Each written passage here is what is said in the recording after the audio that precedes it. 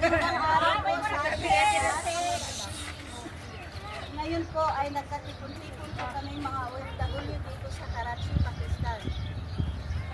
Para sa pagbibigay suporta sa ating ginagalang at pinamahal na Pangulong Rodrigo Roa Duterte.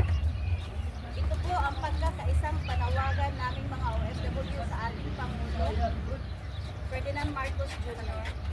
na pabalikin na sa ating bayang Pilipinas sa PRRD.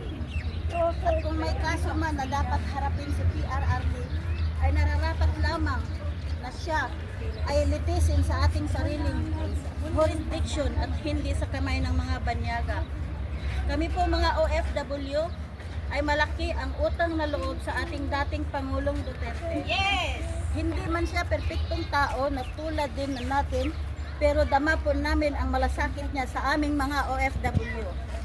Kami po ay nagtrabaho ng malayo sa aming mga mahal sa buhay, malayo sa aming mga anak at pamilya, pero sa loob ng 6 na taon na panungkulan ng ating mahal na PRRD, ay naging kampante po kami.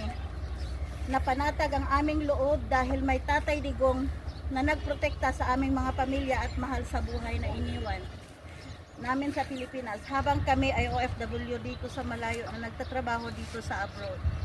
Kulang po ang salamat para sa iyo aming minamahal na Tatay Digong. Nakikita naman po natin halos buong mundo po ay alam na ang mga kabalustugan sa ating administrasyon.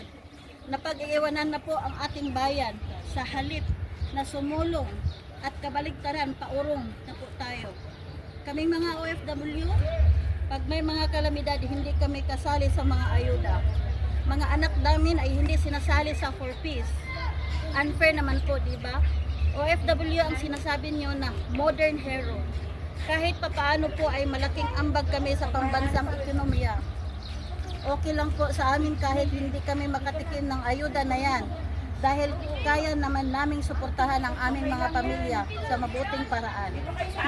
Kinakaya namin ang pagod, hirap at pangungulila sa aming pamilya. Hindi kami umaasa sa ayuda ng gobyerno.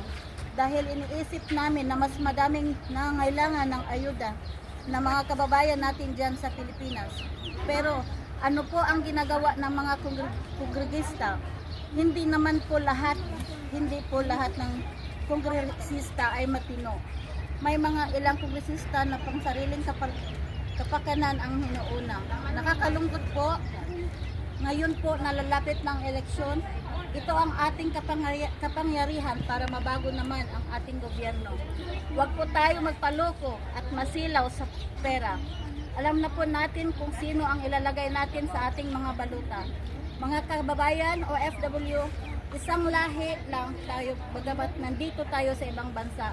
Pero tayo kapwa Pilipino pa din ang tunay na magkakampi. Isa lang ang Pilipinas, isa lang ang ating bansa, kaya mahalin natin ito tulad ng pagmamahal ni Tatay Digong sa ating bayan. Mabuhay ang Pilipino! Mabuhay!